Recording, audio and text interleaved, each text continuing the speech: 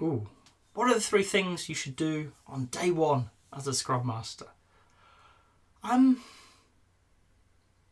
guess it depends. Is it your first day ever as a Scrum Master or your first day with a new team? Maybe it doesn't. So, first day as a Scrum Master, you're just about to meet your team. Okay? First thing to do is remember they're already doing work.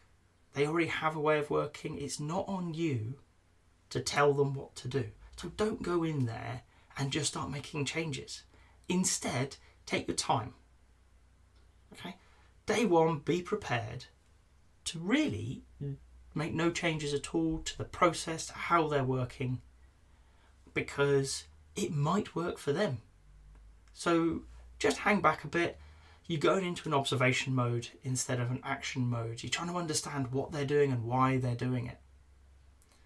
And that means that A, you're showing them the respect they deserve for getting a process that does deliver, as well as taking that opportunity to really absorb everything you can about what they're doing and why they're doing it, so that when you feel ready and you do make that switch, you can come along with useful ideas, things that they know you've considered, and the changes, the experiments have got a better chance of success. So the first thing is, and those who know me won't be surprised, do nothing.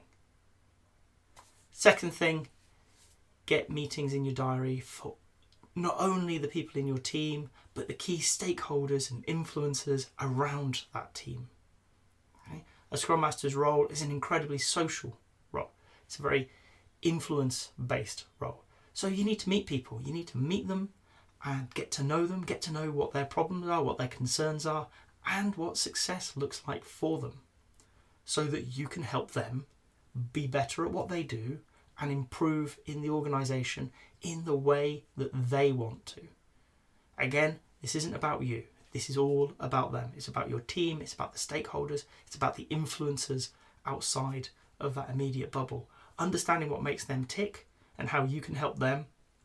In the long run, it means that you're in a position that when you need their help, you've already got the start of a relationship. When I first join a client, one of the first things I always do is buy the first contact a coffee. Simple as that.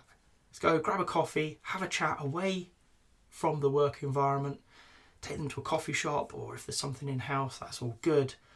Okay? And have the conversation you need to have. But I close with a simple question. Who else do I need to talk to? Who are the 2 people that I could do with talking to next? And can you introduce me? That way, from every meeting, I'm finding 2 new people and hopefully having a warm introduction to them, so it's not just some random person turning up to have a chat. That means that in a very short period of time, no matter the size of the organisation, I can scale it top to bottom and side to side. Because then I've met lots and lots of people in influential places that maybe the team haven't, they don't have time to. And when problems start to bubble up and surface, I have a network I can lean on. I can go and ask people, can you help with this? I know this isn't your area, but maybe you know who I could talk to. And that becomes invaluable as a Scrum Master, because we don't have authority ourselves. What we have is influence. And the first step in influence is that initial relationship. So, step 2, start building that network around you. And step 3, plan a really good retro. Right? Day 1, start thinking about it. What does that retro look like? What makes this team tick? How can you engage them in one of the most important meetings really in the Agile canon?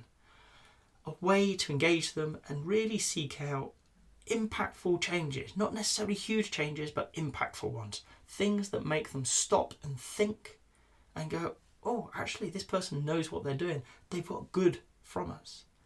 And that way, they're more willing to come around the next time, as well as they have a change that they can take in.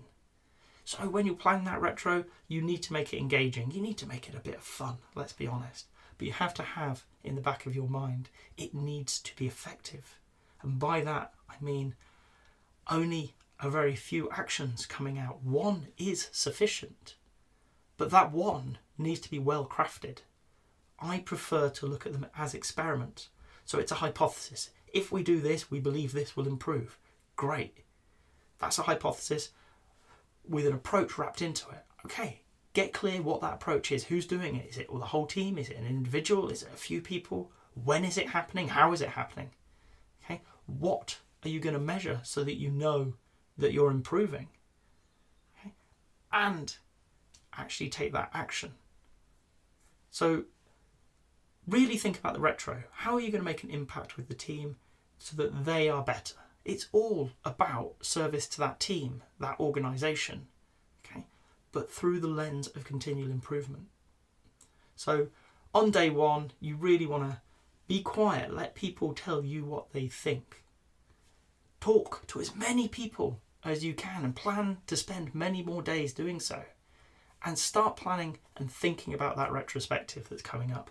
How can you help that team really accelerate towards performance? If you've got to this point in the video, I hope you've enjoyed it. If so, a like would be appreciated. If you want to hear more from me, more answers to questions that maybe you've got in the Agile world, please subscribe to the channel. And if you've got a question that you really want answered, drop it in the comments. I promise we'll get around to it. Thank you.